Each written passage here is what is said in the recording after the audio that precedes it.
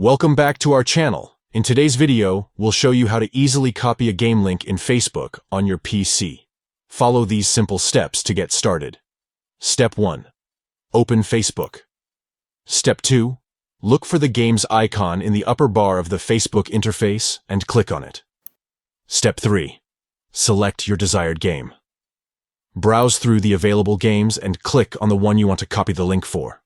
Step 4. Access the game menu.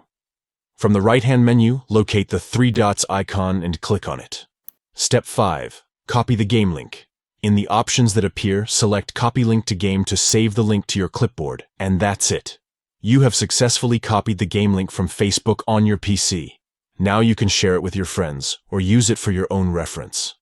If you found this tutorial helpful, don't forget to give this video a thumbs up and subscribe to our channel for more useful tips and tricks. Thanks for watching.